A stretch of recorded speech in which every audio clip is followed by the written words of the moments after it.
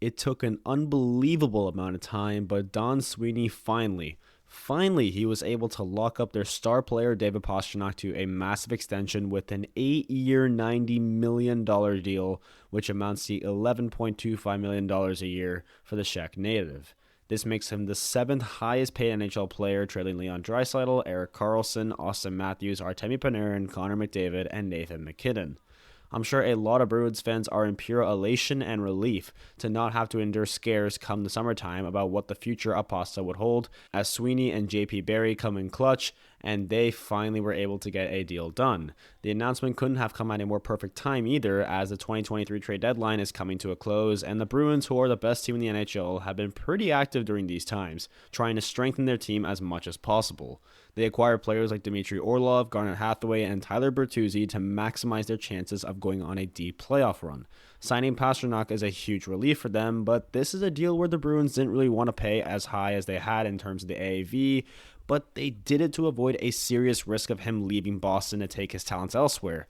Not gonna lie, this becomes a huge issue for management for any team, as when you have a player who's a pending free agent and is having a career year, it's kind of hard to really work out the details to get a fair move. They don't want to overpay the player, but at the same time, they don't want to risk that player, kind of leaving. For example, Johnny Gaudreau leaving the Calgary Flames to join the Jackets in free agency. I mean, locking up Pastrnak long-term is crucial for the Bruins, and thankfully they got it done before the bidding war began this summer. For the last 6 seasons, Pastrnak has undoubtedly been the best goal scorer on the team, as he currently leads the Bruins this season with 42 goals and 38 assists, tallying 60 points. 14 of those goals and 15 of those assists have come on the man advantage, as he's a top contributor on that first power play unit. This is the first player I've talked about on this channel who career-wise is a point-per-game player. Pastrnak has played 570 NHL regular season games, notching 282 goals and 302 assists, totaling 584 points.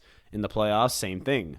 30 goals and 44 assists in 70 career postseason battles. Since being drafted by Boston back in the first round in 2014, David Pastrnak has had some unbelievable chemistry with veterans Patrice Bergeron and Brad Marchand, creating one of the most lethal top lines in the NHL, and that has certainly made Pasternak's goal-scoring ability just shoot up, pun not intended.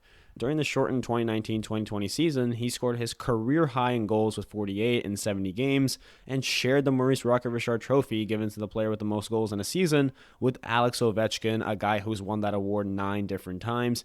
So it's a pretty big deal for Pastrnak to be given that sort of recognition.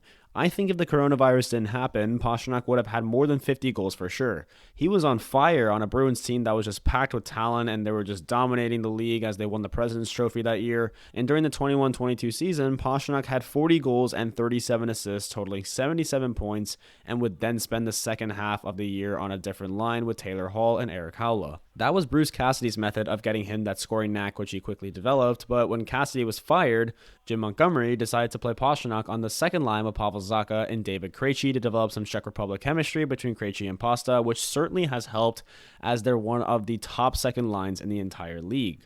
Krejci, who played in the Czech Republic last year, returned to the Bruins this year and has had 47 points, 13 goals and 34 assists, while Pavel Zacha has had 41 points with 15 goals and 26 assists. Zacha's great play has earned him a 4-year extension, by the way. But going back to David Pastrnak, with him being under contract for a super long time, he's going to have to step up when guys like Bergeron and Krejci end up retiring, which could very well be this summer. And then when Marchand goes at some point in the future, as he only has 2 years left on his deal, he and McAvoy, who got signed to an 8-year deal last fall, will become the leaders of this team. Also, don't forget how they traded for Hampus Lindholm from the Ducks and then immediately locked him up to an 8-year extension. Sweeney will have a lot of these youngsters to sign at some point, with Jeremy Swayman's contract coming up very soon, so it's going to be Pastrnak, their best player, to step up in the role he's being paid for. But it's honestly interesting to think whether or not Pastrnak can really keep this going. Like, can he keep being this unbelievable goal scorer he's been for the years to come? If so, he can arguably become one of the greatest Czech players of all time. He would certainly be up there with Czech forwards such as Patrick Elias and, of course, Jaromir Jagr and Tomas Vokoun and others. He's already a top 10 Czech player of all time, so we should really see what the future holds for him and this contract, as he could genuinely end up in the Hall of Fame if he keeps racking up points like this. But in the end, Sweeney finally gets the job done. He gets Pastrnak to stay in Boston for 8 more years, which thankfully is the case. I could not even imagine Sweeney staying in the New England area, let alone Massachusetts, if you were to let him go. But let me know in the comments what you guys think of this extension. Is it a steal or an overpay? Let me know in the comments. Otherwise, thank you guys for tuning in and have a wonderful day.